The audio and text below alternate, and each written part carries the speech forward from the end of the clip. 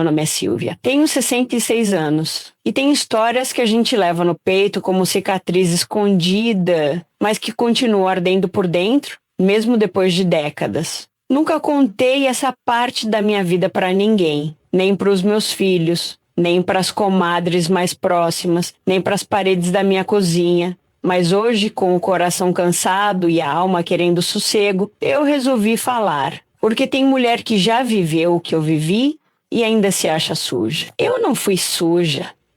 Eu fui mãe. Em 1968, eu estava sozinha no mundo. Meu marido tinha ido embora de madrugada. Saiu com a roupa do corpo e nunca mais voltou. Me deixou com 2 meninos pequenos. Um com febre e o outro sem fralda. E mais uma barriga crescendo. 4 meses de gestação, sem dinheiro, sem emprego, sem parente por perto. A casa era alugada, a conta de luz atrasada. E os vizinhos só sabiam cochichar. Bati em porta de costura, de lavanderia, pedi ajuda na igreja. Mais mulher sozinha, grávida, com 2 filhos, e ninguém queria perto. Estava comprometida, problemática. Lembro como se fosse hoje o dia em que meus filhos dormiram sem jantar. Só água com açúcar. Eu sentei no chão da cozinha com a barriga dura de fome e chorei. Chorei como quem perdeu tudo. E foi nesse dia que a dona Antônia, minha vizinha viúva, bateu na minha porta. Sentou comigo, me deu um prato de arroz e falou devagar. Você é boa moça, Silvia. Mas a vida às vezes cobra um preço alto da gente. Tem um jeito de ganhar algum se você tiver coragem. Eu gelei. Ela me explicou que conhecia uns homens de família discretos, que ajudavam mulheres sozinhas, que bastava estar limpa, arrumada e disposta a calar a boca e abrir o corpo. Na hora eu neguei, fiquei ofendida, revoltada. Mas naquela mesma noite, meus filhos choraram de fome de novo. E eu queimei por dentro. Que mãe eu era!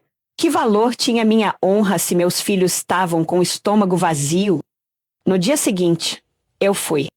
O coração pesava tanto que mal dava para respirar.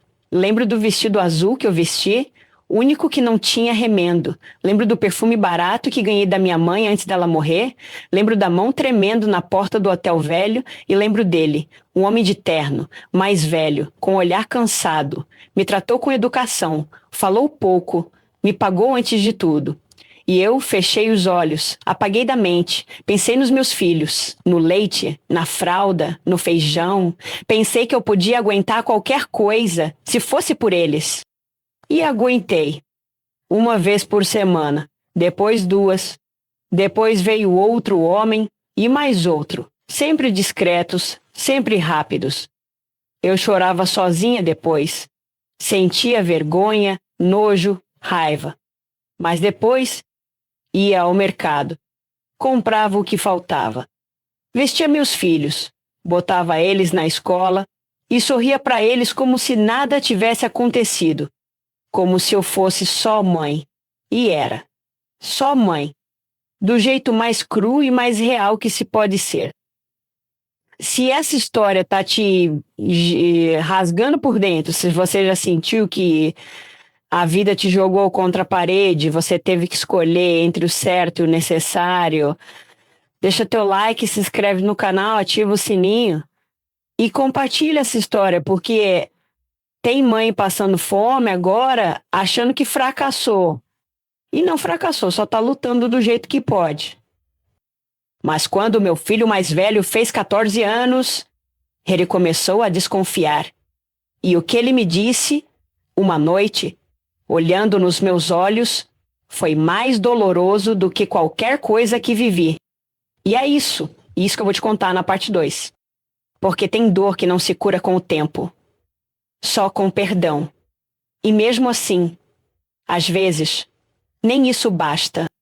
Meu filho mais velho, o Fernando, sempre foi esperto demais para o próprio bem. Aos 14 anos, já tinha olhar de homem e uma desconfiança nos olhos que me gelava a espinha.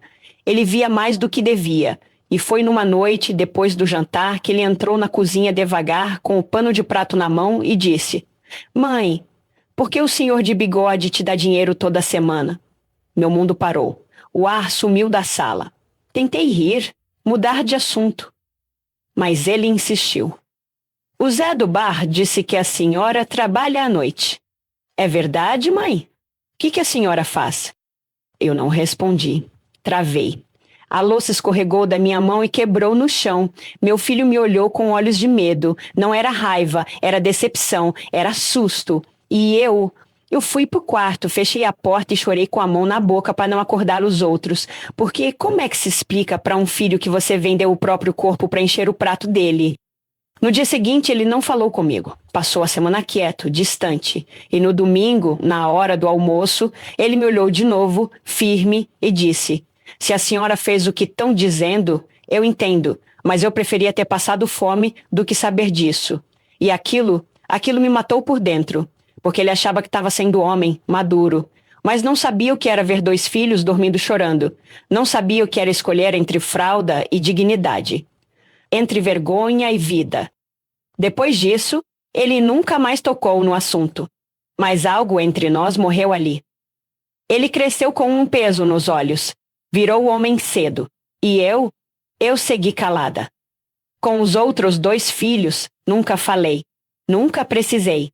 Mas com ele, mesmo com o passar dos anos, sempre houve um silêncio entre nós que nem o tempo curou. Hoje ele tem 57. Me ajuda com os remédios, faz feira, cuida de mim. É um bom filho. Mas nunca mais me chamou de minha rainha, como chamava quando era menino. Nunca mais me olhou com aquele brilho de orgulho. E você? Já sacrificou tudo, até o respeito do próprio filho, só para garantir que ele vivesse melhor? Já fez algo que ninguém aplaudiu, que ninguém agradeceu, mas que, se não tivesse feito, teria destruído tudo? Se essa história te doeu como me dói até hoje, deixe teu like, se inscreve no canal, ativa o sininho. Compartilha, porque tem mãe por aí achando que falhou, quando na verdade salvou a casa inteira. Hoje, com essa idade, eu já nem peço perdão a Deus, porque se foi pecado, foi um que salvou 3 crianças. E se o céu não entende isso, então talvez eu nem queira ir para lá. Eu sou Silvia e vendi meu corpo, mas nunca vendi meu amor. E foi isso que manteve meus filhos vivos.